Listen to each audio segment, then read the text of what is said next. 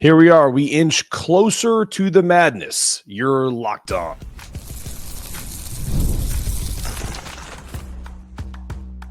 You are Locked On UConn, your daily podcast on the UConn Huskies, part of the Locked On Podcast Network, your team every day. Thanks for making Locked On UConn your first listen every day. We are free and available wherever you get your podcasts and on YouTube, part of the Locked On Podcast Network, your team every day. Before we dive into today's show, I want to take a moment to say how thankful we are for all of you. We appreciate your support. If you haven't already, subscribe to the podcast right now on YouTube and anywhere where you get your audio podcast, Apple, Spotify, etc. It doesn't matter, Amazon, wherever, Transistor Radio. We're proud to say we're the only daily podcast covering UConn men's and women's basketball, the hoops capital of the world, and we're thrilled to bring you the coverage you deserve. This episode is brought to you by Monarch Money. Take control of your finances with Monarch Money. Use code LOCKEDONCollege at monarchmoney.com for 50% off your first year. Well, we have a special guest on the show today. Ben Pickman is a staff writer for The Athletic covering the WNBA and women's college basketball. Previously, he was a writer at Sports Illustrated, where he primarily covered women's basketball and the NBA. He also worked at CNN Sports and the Wisconsin Center for Journalism Ethics. Let's bring him to the stage now. Ben, I appreciate you being on the show. I have a question for you right out of the gates. Did you have, when this bracket came out, did you have the reaction? We had dual reactions from UConn faithful. You had the Rebecca Lobo doing her best, to kind of say, I was a little shocked at where UConn was placed. And then you have Gino doing his best, and saying, I thought it was great. Where do you fall somewhere in between? What are your thoughts on that? Yeah, I wasn't so surprised that UConn had a tough draw. I think kind of the expectation from a lot of bracketologists and myself and some of my colleagues was that they were going to be a 2 seed. And so what that meant was they were going to be the first 2 seed and have to be in the same bracket as one of these 4 1 seeds and have a really difficult path in front of them. I think it was more the reaction on the other end for, oh my God, USC might have to play UConn in the Elite Eight. Like, I think that was the reaction that I had and so many people had. But, Texas would have been a tough draw had UConn matched up with them. I think it's just the kind of headline factor of this Elite Eight game rematch looming when these brackets were revealed. That was one of the things that struck me and so many other people. Yeah, and to be clear, like I think what people get lost in the sauce is that, especially for our show, people have been like, well, I mean, you knew that they were going to get a 2 seed, right? And I said, yeah, I mean, of course we kind of thought. I honestly believe in my heart of hearts, like when we're talking about the metrics and the analytics of this, I still think that there's a little bit of a flaw there because one of the things that Dorita Dawkins said about why UCLA was the number 1 overall seed was the head-to-head matchups, right? Well, if we go look at head-to-head matchups, and I know South Carolina has like 16 quad 1 wins, and UConn has the biggest win of them all, beating South Carolina at South Carolina. That's, to me, is such the biggest trump card of all of this, is that it not only was a thrashing of 30 points or almost 30 points, but it was in a place where they don't lose. The 71-game win streak was snapped. What do you say to UConn people who are like, I mean, how do they get a 2 seed out of this grouping?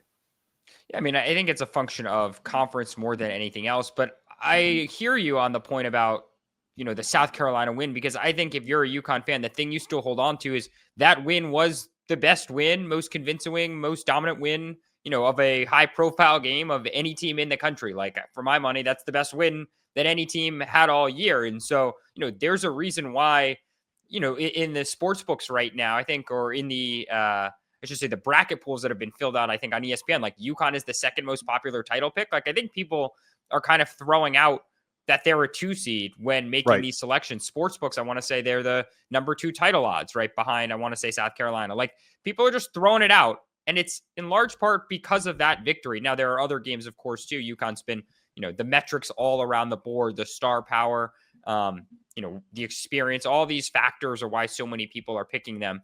But you can hold on to that win. And I think a lot of people are, and saying their best can beat anybody's best, or can beat anybody on, even if they're having a bad day. It's why the Huskies are such an appealing pick for so many entering this field at 68. Totally fair. I have to get your thoughts on this, and then we're going to move on to UConn's team and their tournament path after the break. But last question on this topic.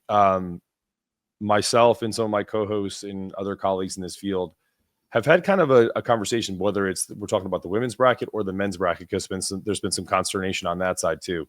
When we're talking about committees, what is your take on athletic directors and commissioners of different leagues being the people that actually select the teams that go and where they go, versus say people that do this for a living? We joked around there should be 5 bracket nerds in the men's side and 5 bracket nerds on the women's side, picking who gets to go where, and leave the conference commissioners and ADs out of it. What are your thoughts on that? Do you have any strong feelings about that going forward? No, I don't really have a strong take on it. I mean, I think the kind of 5-5 is kind of a fun idea, fun scenario, and that would be an interesting dynamic to see just 5 bracketologists, whoever those people are, meet with 5 athletic directors and see how much time they spend together. I do generally think the committee does a pretty good job. Like every year, there are 1, 2, 3 teams that people have qualms about where they are seated, and maybe a team or 2 on the bubble, but on the whole, like when you get to the field of 68, when you see these bracket reveals, they tend to do a pretty good job. Like, a lot of it is in the details. And there are definitely questions, I think, this year at the top about, I think USC certainly has some questions. I think, Sure. As it relates to the women's side, it's especially important in my mind because the top 16 is hosting. Like there is such a big difference between 16 and 17 that, people saying, well, the situation with Maryland and Baylor and Ole Miss, like you really have to get those things right. And I think the consistency there, what Lindsay Gottlieb is calling out, or the inconsistency, USC's coach, is significant with Ole Miss not being a host participant or a host team in this quad. So like you really got to get that right. But in terms of big picture bracketology, how the tournament is made, like I don't really have a strong feeling. I'm not saying tear up the system, and especially not after this year. Yeah, I made a joke about it's essentially like, I've had, if you have health issues, like if you have to go to the doctor, right? And you're like, well, I could go to a doctor who knows everything ins and out, or I could go to like a consultant who may know what's going on. You know what I mean? Like, our AD, David Benedict isn't going to say, hey, hold on, honey, I have to watch, the Ole Miss USC game right now to make sure I get the 16-17 mark right in women's, versus bracketologists are watching those games. That's my only gripe. And that's probably the only strong take I have in that regard. Yeah, I mean, the other thing is just wanting transparency and consistency about what are they evaluating, how are they evaluating it, how are they making decisions. I think, increasing that would go a long way. But if, the principles are the principles and what they're leaning on or what they're leaning on, then like, I'm generally okay with the kind of system in place right now. Fair enough. All right, Ben, we're going to take a quick break. And then when we get back, we're going to talk about UConn's team as a whole, the roster construction. I'm going to get your take on if you saw this Sarah Strong coming. I'll tell you a quick story about that, and then we're going to keep going right after the break. Scaling your business requires the right expertise at the right time. With Upwork, you can find specialized freelancers in marketing, development, design, and more. Experts ready to help you take your business to the next level. Upwork gives you flexibility by connecting them with top freelance talent across multiple industries, including IT, AI, web development, and marketing. Whether you need an extra hand for a project or a long-term partner, Upwork makes hiring simple and affordable. Finding the right talent if you need help with marketing campaigns, Upwork can connect you with a freelance expert who delivered incredible results. Or fast and easy hiring. Posting a job is free and simple within a day with multiple qualified candidates you can choose from. Visit Upwork.com right now and post your job for free. That's UPWORK.com, Upwork.com, to connect with the top talent and grow your business.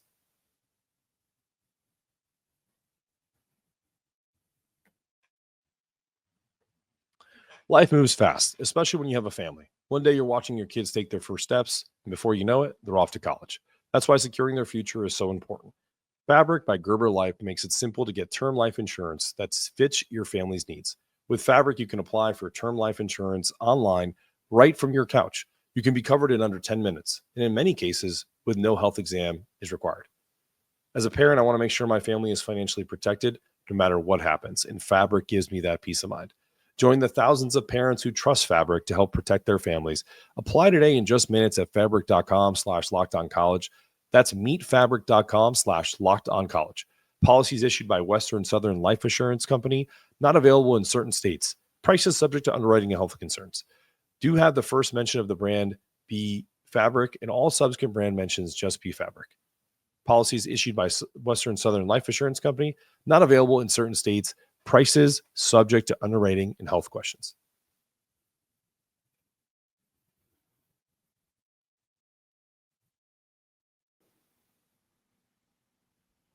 All right. We're back with Ben Pickman, The Athletic. First off, thank you for joining us. I know it's a very busy time of year. So my first question is just around UConn's team as a whole. Did you think Sarah Strong was going to be this good as a freshman? Top line, no, but I'm also not fully surprised. Like, I did think there would be some acclimation process to get her situated with the program, but like the fact that she was one day going to get to this level, no, not surprised. But she really is so important to them. And I actually have a story coming on the site on theathletic.com later this week on her that I've been working on for a little bit, just about like, again, how she's acclimated, some of the stuff that Gino has said, how she fits next to Paige. Like, to me, that is the difference for this UConn team versus so many in recent years. She is kind of for my money, like, she might be the biggest X factor in the whole field, right? Like, if she plays like a star player, like the player that she has played at for long stretches in big moments this regular season, she could be the difference in whether they win the national championship, make the Final Four, or, lose in, their regional. Like, I think you know what you're getting from Paige generally, right? And I think on the whole, you know what you're getting from Sarah, but she is the player that, in my mind, raises UConn's ceiling. And why, and spoiler alert, I picked them in my bracket to win the national championship. Like, okay. She is the reason why, I guess, in my mind, that is the separator in this whole conversation. Yeah, no, and I'll tell you this because you've never been on the show before, so you wouldn't know this unless you went back and watched a bunch of shows, which I don't expect you to do. So when we started doing split men's and women's coverage on the show at the beginning of the year, and so when Sarah Strong was coming on, my barber was like, "Oh, I know you do the UConn show. I live in North Carolina. If you didn't know that, so I'm in North Carolina," and the barber goes, My daughter lost to Sarah Strong in the North Carolina title game last year, and I was like, really? This is well before the season started. And he goes, "You guys are getting a good one." He was like, "She had 30 points and over 30 rebounds in the game," and these are two very well regarded programs in North Carolina, and they were the second in the state, and they lost to Sarah Strong's team by 50. And he was just like, I was just like blown away. Like, she could have scored 50, 60 points in the game she wanted to. And so that's what I came into the season like, whoa, like, we're getting someone that is legit. And, you take that with a grain of salt. Storyline, it's a barbershop, right? People embellish. But I've been blown away by her and her ability to handle things. She reminds me of, I know the lazy take is the Maya Moores, but she kind of reminds me of a player that just nothing bothers her. Like, in interviews, in the way she plays. Like, do you get that sense too? You did a story on her. Yeah, absolutely. Like, I talked to her high school coach from Grace Christian down in North Carolina. Yeah. And, he described her as being one of the most locked in competitors he's ever coached. And he said, quote to me, like, the moment is just never too big for her. And he's seen that time and time again. And that's something that I think stems in large part to, her childhood, to growing up around basketball, right? Like, watching film with her parents. Right. One of the interesting things that I kind of learned in learning about her journey, like, when she was born in Spain, and she played soccer like as a kid too, and also played some soccer in high school. And like, her footwork kind of has the deftness of someone who can kind of glide along the pitch, right? Like, she doesn't move like someone who is a big, like she is. Like, she moves like, she kind of moves very gracefully, I guess, pun intended, with her high school around, and has kind of a keen sense of spacing and flow and where the ball needs to go and when, and it really helps her anticipation. Like, down in high school, her coach told me they would play a lot of 1-3-1 zone. And oftentimes Sarah was at the very top of the zone. The kind of the spirit of it, stopping the basketball, getting into passing lanes, disrupting handlers. Like, that's not something you often see from a 6'2" forward, but it is all part of kind of the unique skill set. And it's just struck me like all year. The kind of effusive praise that Gino and so many people with the program have heaped upon her, right? Like I think it was back in December I first heard Gino compare, her offensive skill set to Breanna Stewart, right? Right. We've seen comparisons to, again, you mentioned kind of the Maya Moore impact comparison, though Gino says sometimes like he wishes Sarah had a little bit Maya Moore mentality in her, Sure. right? That Maya, he said, would come into practice every day thinking and believing and working to being the best player in the country. And Sarah doesn't do that just yet. I mean, it just kind of struck me, and a lot of the great UConn alums have noticed. Like I asked Katie Lou Samuelson at one point, who does she remind you of? And Katie Lou said she has the same kind of drive as Nafisa. Stewie kind of talked about, she might not be the loudest on the court, but when she's there, like they all see that there is this player who is already great, but also has so much more in her. I think it's why, UConn fans are so excited that she is basically the foundational piece. She's the building block for this next generation once Paige leads to the WNBA. 100% agree. All right. You made a nice segue to Paige. So, Gino has talked about how he wants her to be more aggressive and, but I'm going to go back to the South Carolina game. The best they played in the season from offense to defense, Paige was more of the point guard facilitator in that game. And she looked to set up AZ more than she looked to kind of look for her own shot. I don't mean this in impactful, like who's more impactful, Paige versus AZ, but who's more important for the title hopes in respect? We put Sarah in a box because she's obviously super important. But between Paige and AZ, the type of games that you've watched and you watch this team play, in your opinion, you've picked them to win it all. Do you need AZ Fudd to be the South Carolina AZ Fudd and Paige to be more of the facilitator, or a combination of both? Or how do you see that playing out? Because I feel like personally, I love Paige. I think she's the most efficient player in basketball, but I think she wants to be the facilitator. I don't think she wants to be the Caitlin Clark of the world where she's kind of pulling up from 30 and trying to will them to a victory. Yeah, I think the thing that how I'm approaching Paige's role entering the tournament is that we almost kind of know what we're getting. Like, I do think we're going to still get this hyper efficient player who, in spurts can certainly take over a game. Like I was in Bridgeport, however many years ago that was, when Paige went off against NC State, right, in that fourth quarter and into the overtime. And I just remember like everyone being like, wow, this is the kind of player who could do this every night out. And as we've seen throughout her college career, she wouldn't do that for 40 minutes every game. Like she is so efficient. She is such a willing and such a good passer and such an impactful player that, like, those kind of stretches, it's not because she are few and far between, and it's not because she doesn't have that game in her. It's just because of the kind of style she plays. I think we kind of know what we're getting from Paige. Like, I think she's going to be hyper efficient. She's going to play make. I think when she needs to score, when they need baskets, when she might feel that pressure, like of the moment, she's going to elevate. But I hear you on the point of like, again, I think it goes back to what I said of Sarah and what she means for their ceiling.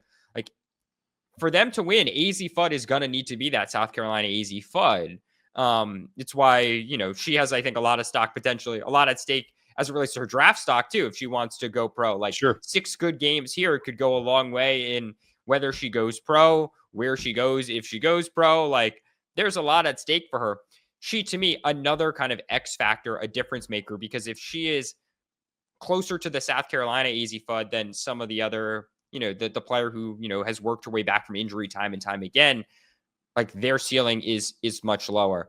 The one other thing I would say though is, and this is another reason why I'm super interested in UConn, is Paige and Sarah, they both averaged just under 30 minutes per game. Mm-hmm. And I also wonder, like, okay, is it time to just like, let's take the cars out of the garage, right? Like, I know we've only played them 30 minutes time and time again. I know that's because, UConn, stormed through conference play, has a lot of blowout wins, but like, are we going to see 35 minutes, 36 minutes, 37 minutes? And what is UConn's ceiling? We already know how good they are kind of analytically, what they can do when those players play 30. Well, if you add 5 or 6 more minutes onto them, like how much better is this team going to be? I think, we'll see if it was all a master plan from Gino and the staff. I don't really know the answer to that question, but I think it's another interesting thing to think about, like minutes totals, especially when the games get, are tougher than their first round matchups say. Yeah, no, that's a great point. We talked about that a little bit on the show. I wonder if, it is kind of part of the master plan to unleash the full potential. Once tournament is here, and there's no saving anyone. There's no all right, well, we're gonna only have AZ have 22 minutes today or whatever, because we're up by 35 points. I think I don't think that's going to be the case anymore. Maybe in the first round, but outside of that, I was going to say, if they're up by 35 points in the first round, I hope she's only playing 22 minutes. Right. Well, have you seen that spread in the first round game? No, what is it? It's 44.5. Wow. So maybe the books know something that we don't, that Gino is going to play everyone 40 minutes and beat everybody by 60. Who knows? All right. Last question on kind of UConn's bracket, if you will. Are there any dark horses prior to that Elite Eight matchup? I know Oklahoma and Iowa are kind of looming in the Sweet 16. Can they potentially provide some worry at all for this team if that Sweet 16 matchup was to materialize? Yeah, I mean, one, I'd say I think Oklahoma State can be a good challenge in round 2 if that's the matchup that they play. I think Staley Hurd, a dangerous 3-point shooter, shoots at 41% overall. Like, I think she alone makes it a tough test. I think Oklahoma more than Iowa certainly is a much tougher test. Reagan Beers coming over from Oregon State. We saw what she did in the NCAA tournament last year when she was with the Beavers, taking that team to the Elite Eight. She's someone can be such a force on the inside. And frankly, what you're getting from, UConn's bigs at the center position, especially, is still one of the questions about this team, right? Janelle Alfie and Brady in the middle, Reagan Beers, one of the best centers in the country, and could take her team on a similar run this year. You combine that with an Oklahoma team that is first nationally in pace, and they're 11th in 3-point attempts per game. And they don't shoot it at the best percentage as a team. I think they're just around 32%. But that's a kind of high volume 3-point shooting team that if you have a big on the inside who you're kind of running your offense through, or 4 out by 1, and you're shooting a ton of threes, you get hot on the right night, you start to make 3-point shots, that can certainly be dangerous. So Oklahoma definitely does scare me a little bit if I'm looking at UConn's path before the Elite Eight. Then, of course, that USC game looms, again, super large on the potential schedule. Absolutely. All right, we're going to take a quick break, and we're going to lead in with that potential USC matchup. In the bracket as a whole, how many teams can actually win the national title? We're going to talk about that with Ben Pickman of The Athletic coming up after the break. The NCAA tournament is here, and so is the bracket breakdown. Locked On Podcast Network and Amazon Fire TV channels are teaming up to deliver NCAA tournament coverage like never before. Watch studio shows featuring former players and Locked On's local experts as they guide you through every upset, buzzer beater, and bracket matchup. Stream it all for free on Amazon Fire TV channel. Search Bracket Breakdown to see it all for free. It's your team every day. Ever check your bank account and think, where'd all that money go? Between dining out, online shopping, and entertainment, it's easy to lose track. That's where Monarch Money comes in, your personal CFO, giving you the full visibility and control over your finances. Monarch Money isn't just about another budgeting app. It's a complete financial command center. Track all of your accounts, investments, and spending all in one place, so you can just stop managing money and start building wealth. I started using Monarch and was shocked at how much I was spending on food delivery. Now I budget smarter and actually save more. Plus, no more juggling apps. Monarch keeps everything in one place. And if you manage finances with a partner, Monarch makes it easy and seamless, letting you track shared personal accounts, set goals, and stay on the same page without the stress. Take the control of your finances today. Use the code LOCKEDONCollege at monarchmoney.com for 50% off your first year. That's monarchmoney.com, code LOCKEDONCollege for half off your first year.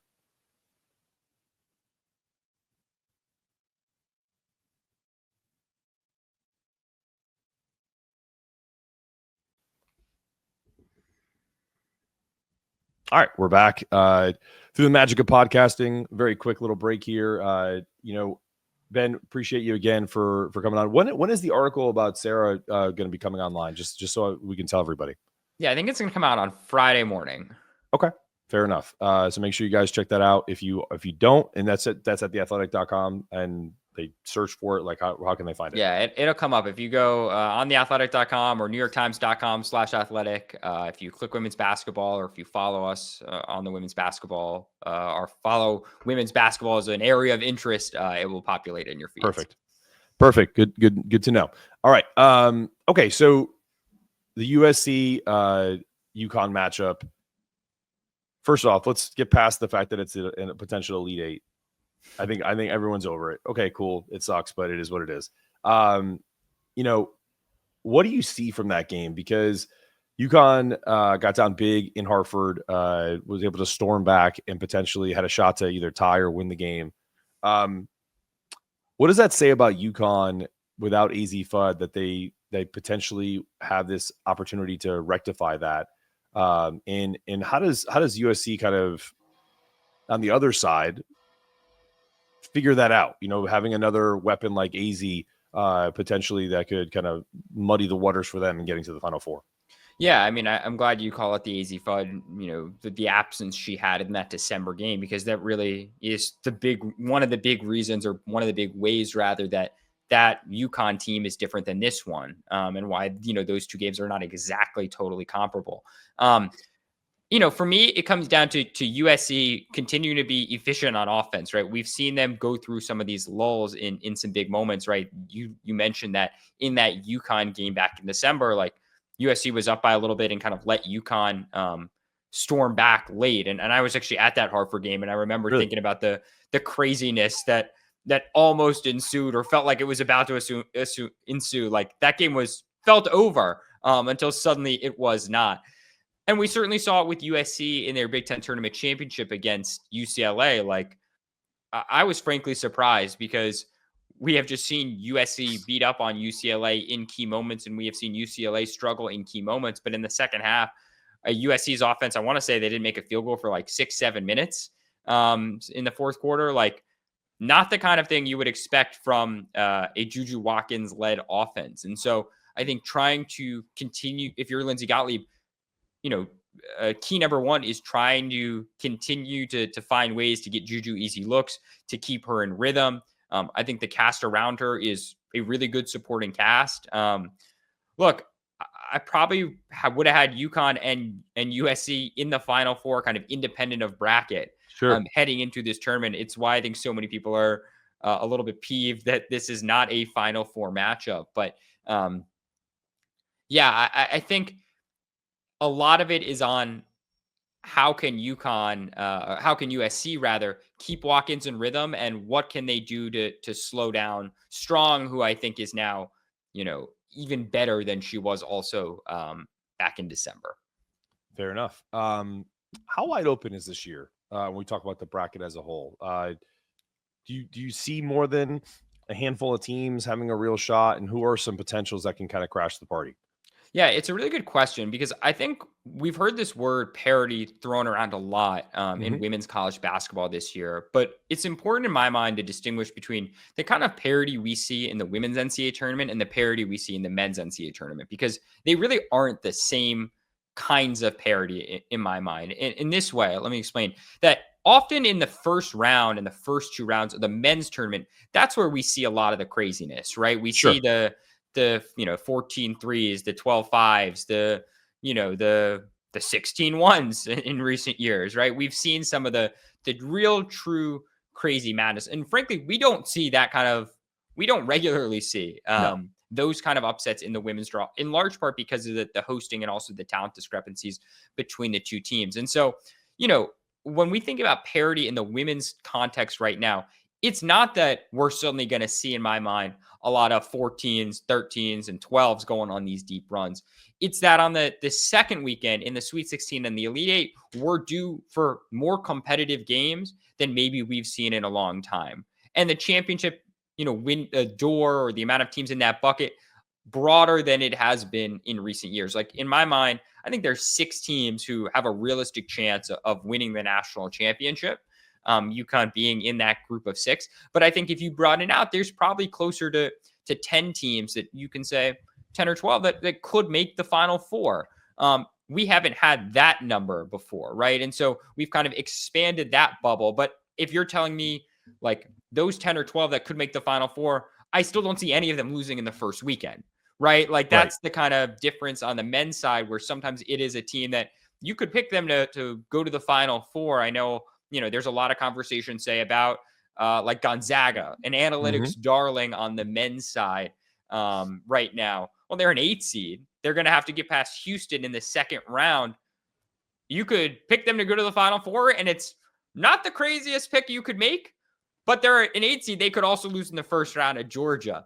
So you have such extreme variance. I don't think we have that kind of variance on the women's side when we think about parity.